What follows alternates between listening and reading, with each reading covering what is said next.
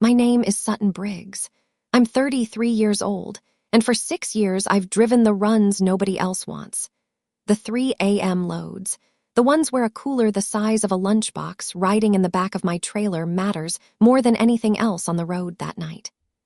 2 months ago, my mother handed me a hand-drawn map with a red X marked behind a feed store 3 blocks from my sister's wedding venue, and asked me, gently, like she was doing me a favor, to park my 18-wheeler there for the day so the Ashford family wouldn't have to see it.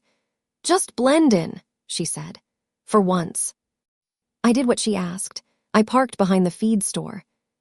2 hours into that wedding reception, a transplant surgeon I had never officially met stood up in front of 300 guests, looked straight at me, and said a name nobody in my own family had ever heard before.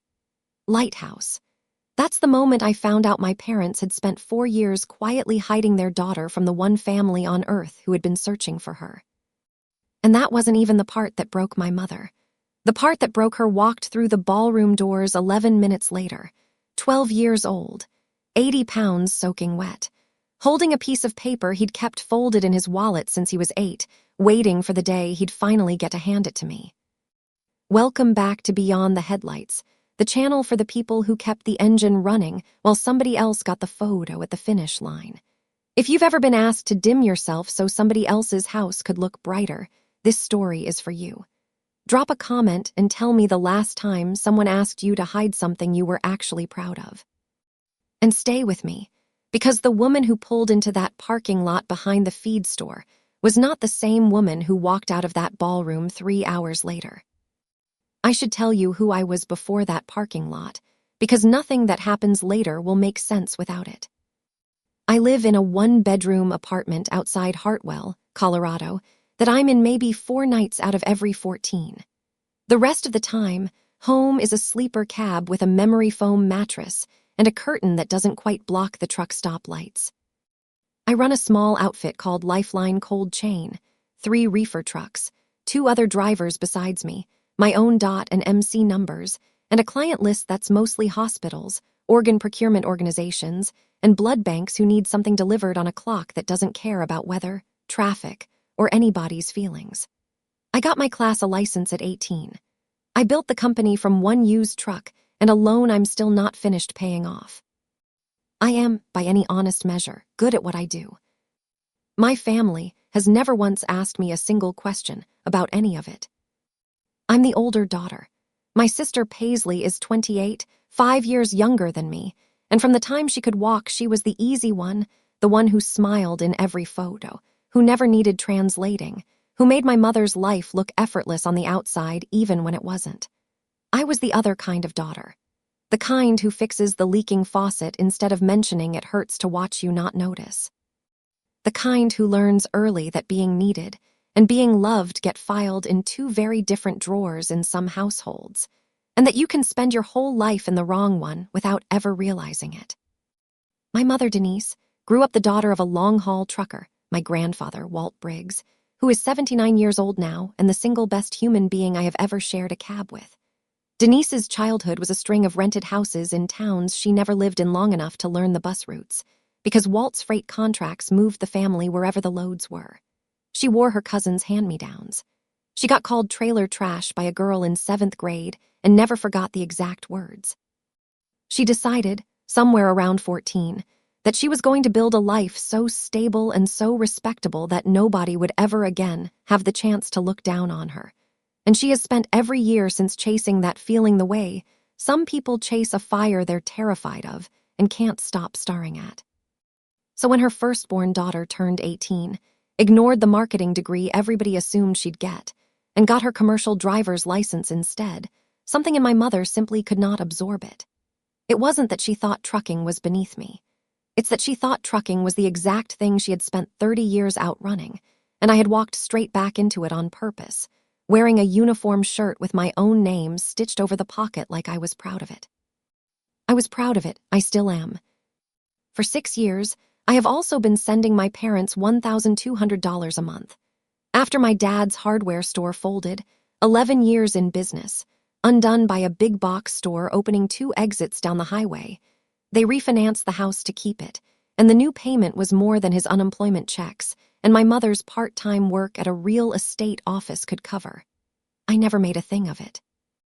I set up the transfer the same week I signed my first contract with a regional organ procurement organization, and I never missed a month. Over 6 years, that comes out to $86,400. I never told Paisley.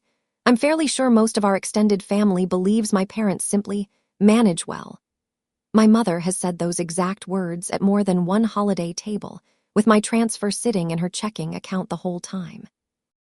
I want to be clear about something before we go further, because I know how these stories usually go, and I know what you're braced for. This isn't really a story about money. The money is just the frame around the picture. The picture is about a woman who spent 30 years deciding her daughter's job was an embarrassment, without ever once asking her daughter what the job actually was. Paisley met Connor Ashford a year and a half ago at a charity gala she'd been invited to through a friend of a friend. The kind of event with a silent auction and a string quartet and name tags that say things like Foundation Board. Connor is 30, soft-spoken, works in his family's investment arm, and adores my sister in a completely uncomplicated way that I have never once doubted. His father, Dr. Russell Ashford, is one of the more respected transplant surgeons in the region. His mother, Margaret, runs the social half of the family's philanthropic foundation. The Ashfords are the kind of old money that doesn't advertise itself. No logos, no monograms, just a house that's been theirs for 3 generations, and a name that opens doors nobody else in my family had ever stood in front of. To my mother, this engagement wasn't just Paisley falling in love. It was the family finally arriving somewhere she'd been trying to drag us for 40 years. We're finally going to be the kind of family people respect, she told me on the phone the night Paisley called with the ring photo, and I noticed she said finally, the way you say a word when you've been waiting your whole life to use it.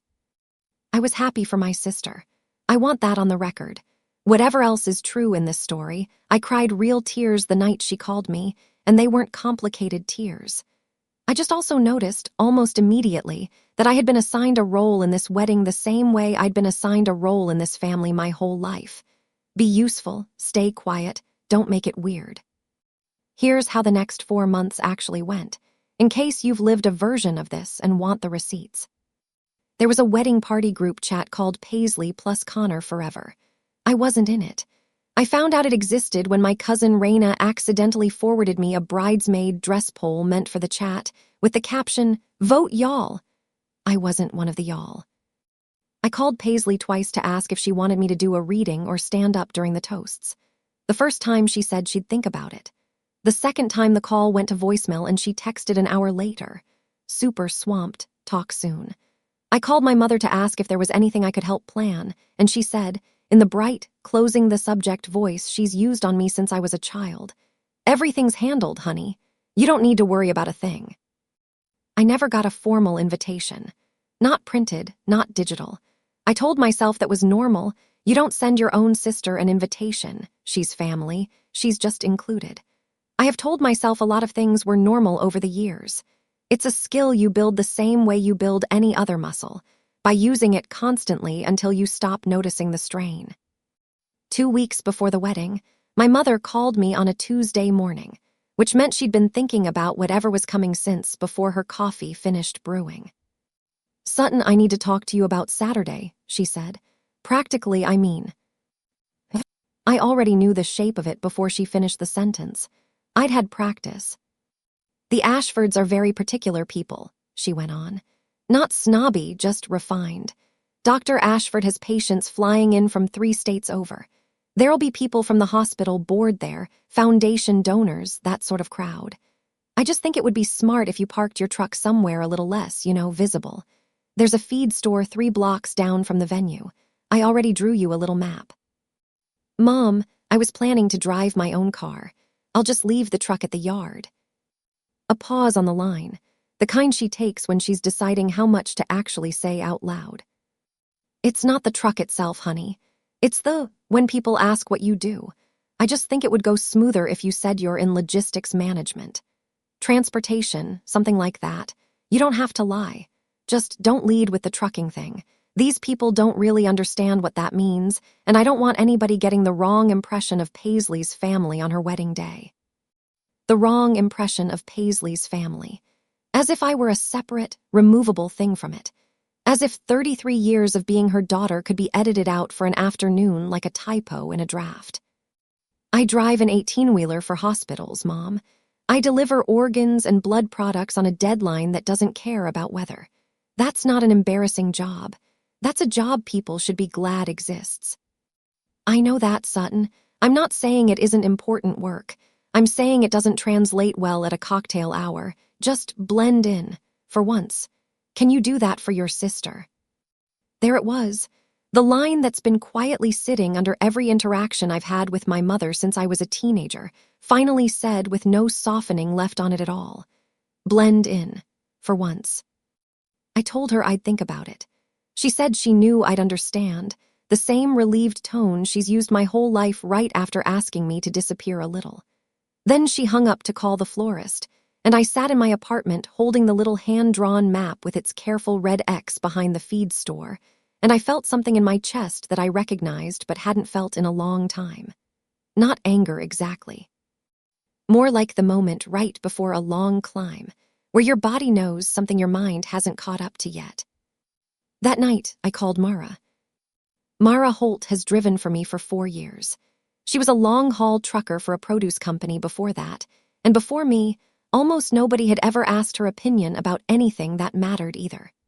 We've spent more hours together in a cab at 3 a.m. than most people spend with their own spouses, and she is, after my grandfather, the person who knows me best on this earth. She wants you to park behind a feed store, Mara repeated, the way you repeat something to make sure you heard it right the first time. Like you're a meth lab. She wants me to say I work in logistics management. You do work in logistics management. You just also drive the truck, build the routes, run the dispatch, manage the DOT compliance, and personally haul the freight when one of us calls in sick.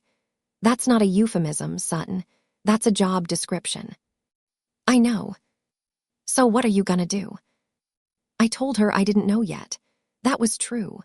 I hung up the phone and sat on the edge of my bed and looked at the small, laminated drawing taped inside the cab of my truck. I'll tell you about that in a minute, because I can't explain the rest of this story without it. And I thought about every single time in my life I had made myself smaller so the room could stay comfortable. I want to pause here, because I think some of you already know exactly the shape of what I'm describing. There's a particular kind of exhaustion that comes from being the family member everyone privately depends on and publicly downplays. You pay the bill and get thanked with silence. You show up and get seated near the back. You build something real with your own 2 hands and get asked to call it something smaller so it fits inside somebody else's idea of what's acceptable to be proud of. If you've lived that, you already know the next part of this story before I tell it to you, because you've stood exactly where I was standing. I almost said yes. I want to be honest about that. I almost agreed to park behind the feed store and tell strangers I worked in transportation logistics for one single afternoon, because that's the muscle I'd been training my whole life, and muscle memory doesn't care how tired you are of using it. What changed my mind started with my Aunt Robin and a screenshot she never should have had to send. Robin is my mother's younger sister, the one relative who's never fully bought what Denise is selling. She'd been added to the wedding planning chat as an honorary member, mostly to help coordinate seating for the older relatives. 4 days before the wedding, she texted me a single screenshot with no message attached, the way you hand someone a piece of paper you can't quite bring yourself to read out loud. It was from the group chat, titled Wedding Squad. My mother had posted that morning, before most people were awake. Whatever happens tomorrow, nobody brings up Sutton's job. The Ashfords are doctors and donors. This will sound like she works at a gas station if it comes up wrong. If anyone asks, she's in logistics management. That's all anyone needs to know. Paisley, please make sure she parks that thing somewhere nobody will see it. I already gave her a spot. Under it, a thumbs up from a cousin. A single word from Paisley. Fine. My father's name showed read directly underneath, time-stamped 2 minutes after my mother sent it. He never replied at all. I read that screenshot 4 times. The silence from my father hurt in a way the message itself almost didn't, because the message was at least honest about what my mother believed. The silence was the sound of a man who saw exactly what was happening to his daughter and decided the smoothest path through the day was to say nothing about it, the same way he'd been choosing the smoothest path for 30 years. I didn't cry. I want you to understand that part, because people expect tears and I didn't have any in me right then. What I had instead was a very specific, very clear thought, the kind you get when something that's been blurry your whole life suddenly resolves into focus. They don't think I'm an embarrassment because of what I actually do. They think I'm an embarrassment because they've never once let themselves find out what I actually do. And that's when I have to back up 4 years, to the night the trucking world started calling me a name my own family has never once heard. I was 29, 2 years into running Lifeline on my own authority, mostly hauling refrigerated pharmaceuticals and the occasional organ transport contract through a regional procurement broker. It was the second week of January, and a polar system had stalled over the Wyoming corridor for 3 straight days, the kind of storm that closes I-80 behind steel gates and keeps it closed, the kind truckers up and down the CB still talk about by date instead of by name. I was deadheading back from a delivery in Rock Springs when the dispatch call came in. A liver had become available at a hospital in Salt Lake City for an 8-year-old boy in multi-organ failure at a children's hospital in Denver. Every flight in the region was grounded. Every contracted ground courier on the broker's list had already declined, citing the closures. The organ had a viability window that was already ticking down from the moment of harvest, and the clock doesn't pause for weather. I said yes, before I let myself think about what I was agreeing to. I-80 was shut. I rerouted through back highways the Wyoming dot hadn't officially closed yet, mostly because almost nobody else was foolish enough to be out on them. For 11 hours, I drove through conditions where I genuinely could not see my own headlights reflect off the snow 6 feet in front of the hood. I kept my CB on Channel 19 the whole way, partly out of habit and partly because the chatter of other voices out there in the dark was the only thing keeping me tethered to the idea that the world still existed past my windshield. Somewhere around hour 7, 3 vehicles got stranded in a whiteout stretch nobody local even had a name for a family sedan, a minivan, and a kid in a compact car who should never have been out there alone. I came up on their hazards by accident, glowing orange smudges in a wall of white, and I made a decision I didn't think twice about at the time. I put my own hazards on, slowed to a crawl, and told them over the CB to fall in line behind my taillights and not lose sight of them no matter what. For almost 40 miles. I led 3 strangers' vehicles through a storm that had already swallowed the road markings whole, talking to them the entire time on Channel 19, so nobody would feel alone out there in the dark. I never learned most of their names. I learned my own, though, because somebody on that channel that night started calling me Lighthouse. And by the time I rolled into Denver with less than 40 minutes left on the organ's viability window, 3 different truckers along that stretch of highway were repeating it back and forth to each other like it already belonged to me. I handed the cooler off at the loading dock of a children's hospital I will simply call Mile High, because organ couriers don't go inside, don't meet the family, don't get a name beyond what's on the chain of custody form. I signed S. Briggs, Lifeline cold chain, and I drove away into the same storm I'd just come out of, and as far as I knew, that was the end of it. I never found out the boy's name. I never knew if the liver even worked. I assumed, the way you have to assume in that line of work, or you'll lose your mind, that I'd done my job and the rest belonged to people with better information than me. A trucking trade newsletter ran a short piece about it 2 months later, the kind that circulates among dispatchers and CB regulars and nobody else. An unnamed Colorado driver known on the radio only as Lighthouse, who'd guided 3 stranded vehicles through the worst stretch of the January storm while running an organ on a dying clock. I kept a copy. I never told my family. There didn't seem to be a version of that conversation where my mother heard the word trucker and hero in the same sentence and didn't somehow still land on trucker.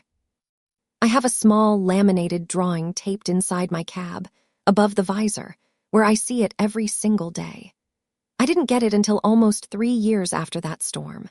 I'll tell you exactly how in a minute, because it matters more than almost anything else in this story, and I want you to understand what it cost a 12-year-old boy to finally be able to give it to me. The night before Robin sent me that screenshot, my grandfather Walt called me. Walt has never once in my life made me feel small for anything. He taught me to back a 53-foot trailer into a loading dock when I was 16, standing outside the cab waving me in with the patience of a man who'd done it 10,000 times and never once gotten tired of teaching someone new. He and my mother have a careful, polite distance between them that I understood better after that screenshot than I ever had before.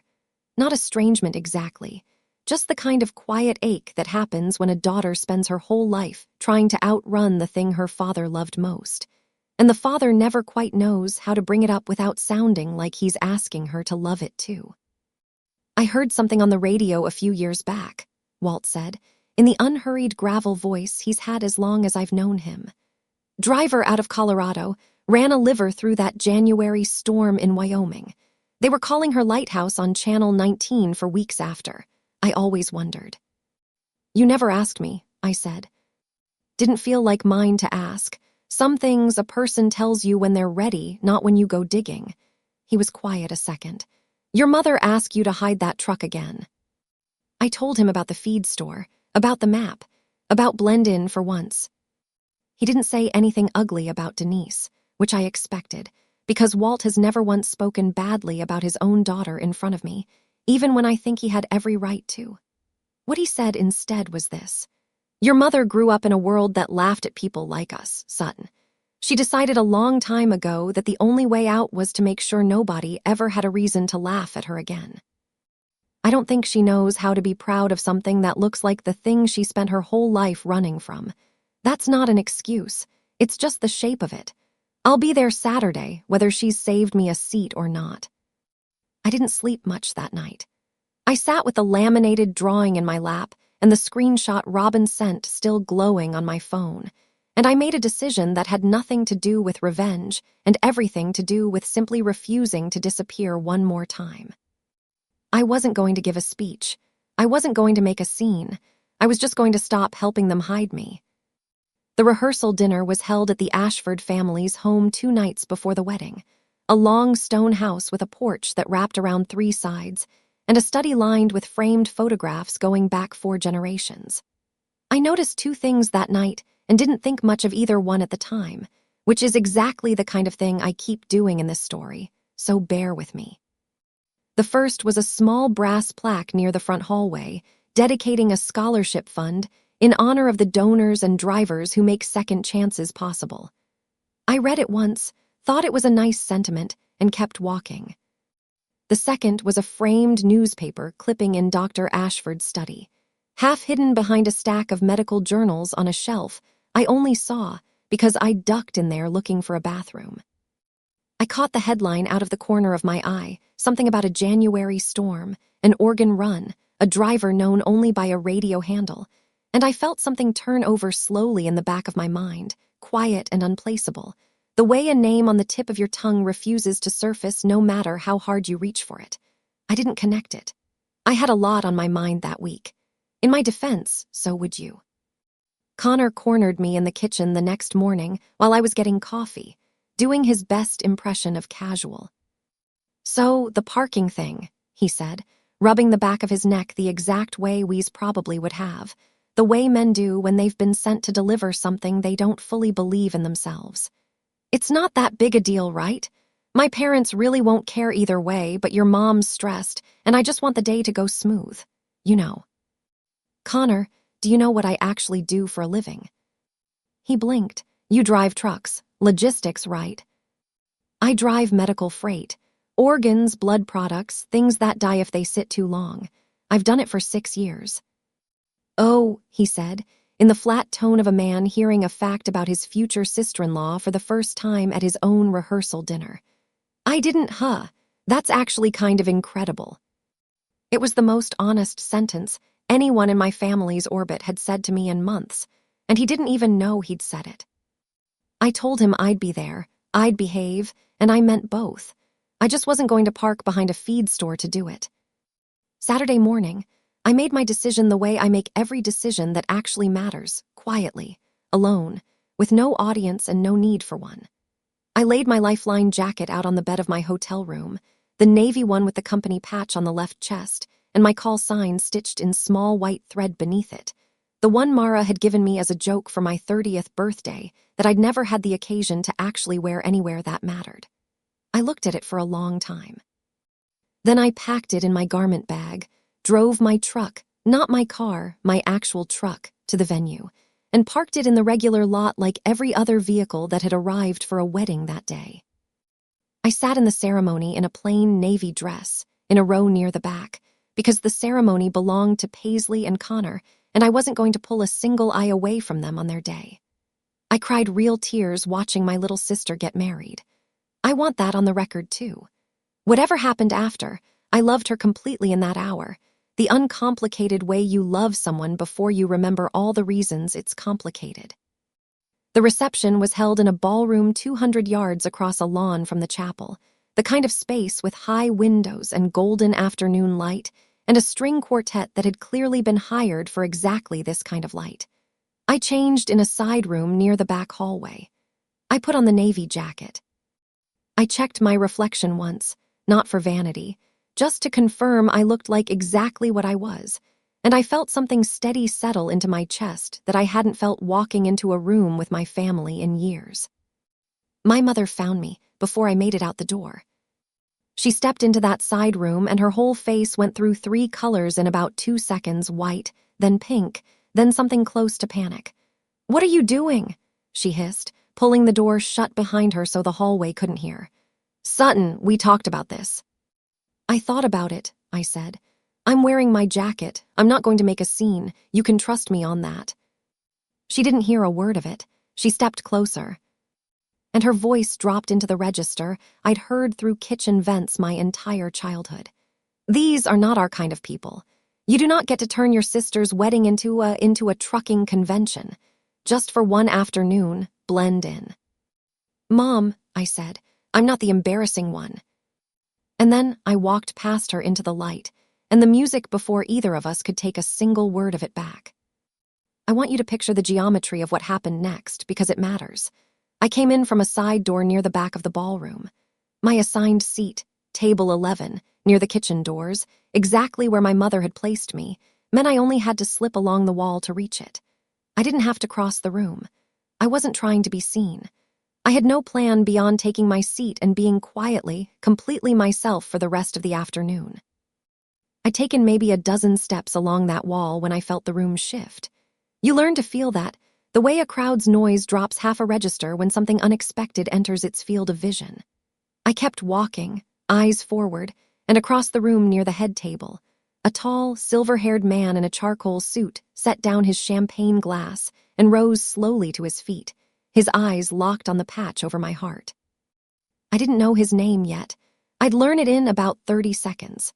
Dr. Russell Ashford, transplant surgeon, father of the Groom, a man who had spent 4 years keeping a framed clipping behind a stack of journals in his study, because he never stopped hoping he'd one day find the driver it was about. "Lifeline cold chain," he said, loud enough to carry across the room, the quartet faltering one instrument at a time until only a single violin trailed off into silence. "That carrier name was on my son's chain of custody paperwork 4 years ago. I have read it more times than I can count." He took a step toward me, his voice shaking now in a way surgeons rarely let themselves shake in public. "Are you the driver who brought that liver in through the January storm?" The room had gone fully silent. My mother, somewhere near the center of it all, had frozen mid-laugh with a champagne flute halfway to her mouth. "I was," I said. "Yes." "They called you something on the radio that night," he said. "The OPO coordinator told me about it years later, almost like a rumor, like a ghost story drivers tell each other. Lighthouse." He said it like a question and an answer at the same time. "Your lighthouse." "That's what they call me," I said.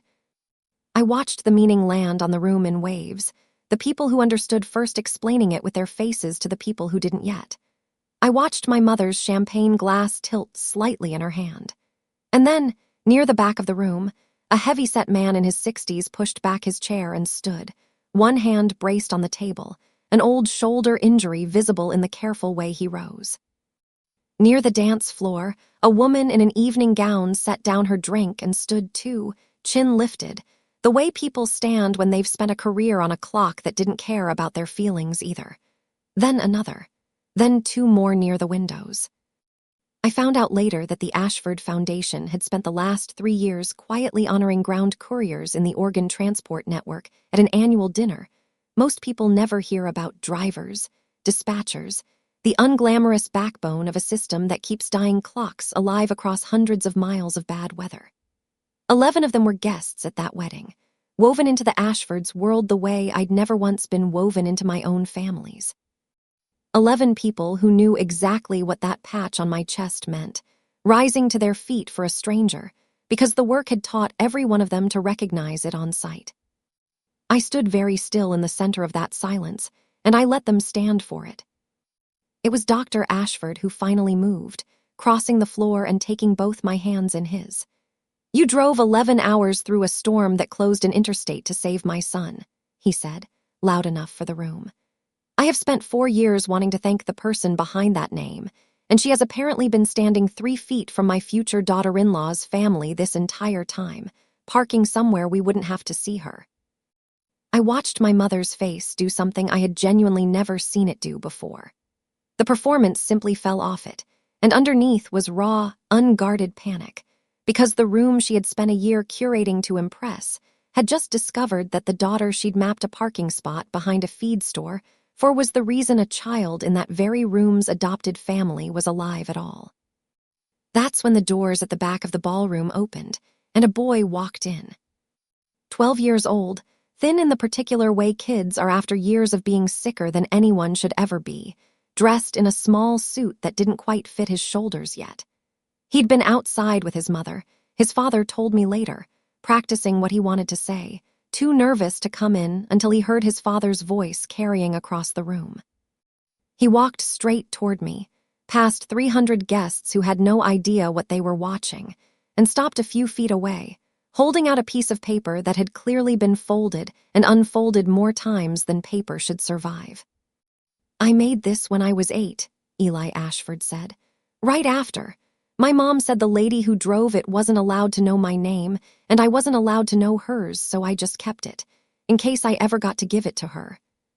It was a crayon drawing, faded at the creases, of a truck with a single enormous headlight beam stretching all the way across the page to a small building with a red cross on it. Underneath, in careful 8-year-old handwriting that had clearly been copied from an adult's example, it said, "Thank you for driving in the dark for me." I have stood in worse weather than that ballroom. I have driven through conditions that should have ended me. I had never once, in 33 years, felt anything take the legs out from under me the way that drawing did. I knelt down so I was at his height, because some things you don't say standing up, and I told him it was the best thing anyone had ever given me, and I meant every word of it. The room did not look at me after that. The room looked at my mother.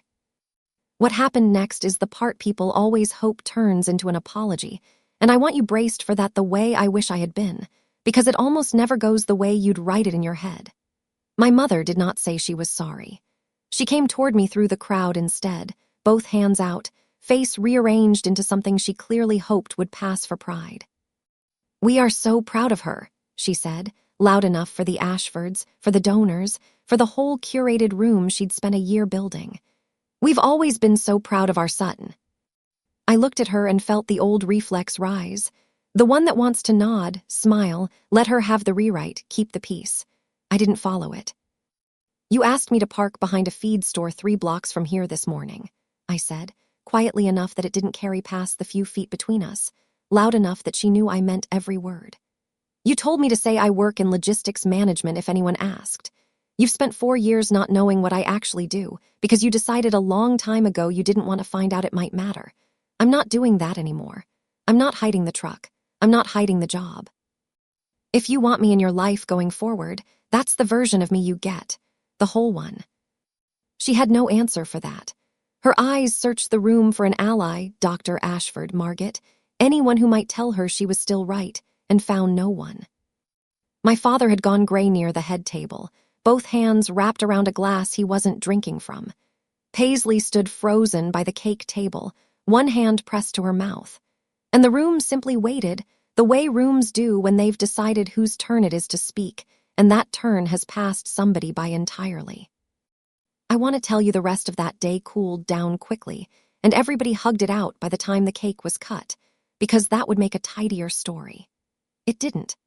My mother spent the remainder of the reception working the edges of the room, rebuilding what she could of her version of events with anyone who hadn't already heard the real one, and I let her, because I had nothing left I needed her to understand that hadn't already been said in front of 300 witnesses. My father found me near the bar an hour later, looking older than he had that morning. He didn't apologize the way you'd script it either, and I've come to believe the real ones rarely sound clean. I read that group chat the morning it came through, he said. I saw what your mother wrote. I didn't say anything because I never do. I want you to know I'm ashamed of that, and I have been ashamed of a lot more than that for longer than I think you know. He told me, haltingly, about a shoebox in his workshop. For 3 years, every time that trucking newsletter or a regional trade bulletin mentioned the driver known as Lighthouse, he'd quietly clipped it and kept it, never quite letting himself ask the question out loud, because some part of him suspected the answer and didn't know what he'd do with it if he was right. I should have asked you, he said. I had a feeling for a long time. I was a coward about it. That's the truth, and I'd rather tell you the truth late than keep it from you the way I've kept most things. I told him it wasn't okay because it wasn't, and that gentle and honest can live in the same sentence. He nodded. He didn't argue. It wasn't forgiveness yet. It was a start, and for my father a start was more than I'd had from him in 33 years.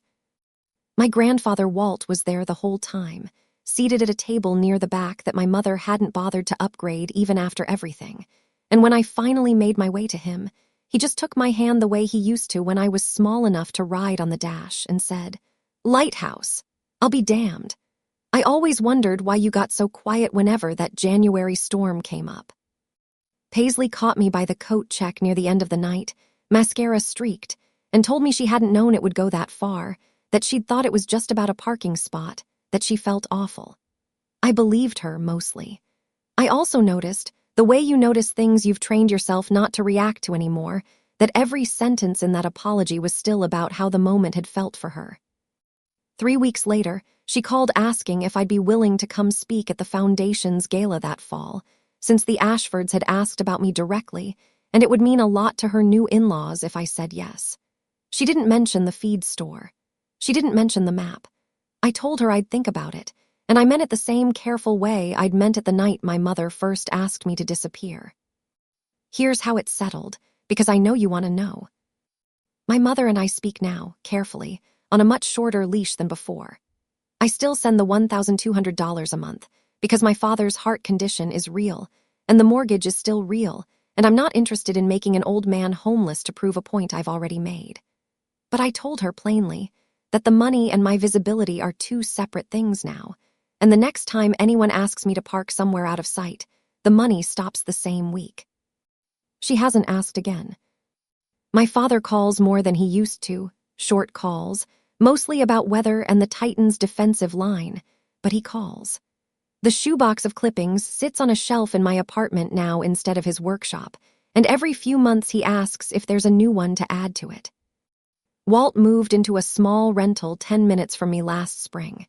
He comes by most Sundays, and more than once he's shown up at a delivery dock just to watch me back a trailer in, the same way he used to watch me at 16, except now he just nods once and says, "Still got it," and gets back in his truck. Dr. Ashford's foundation invited me to that gala after all. I went in the Navy jacket. Nobody asked me to leave it at home. Eli writes to me twice a year, usually around the anniversary of the transplant, usually some small drawing of a truck with a headlight beam stretching toward something.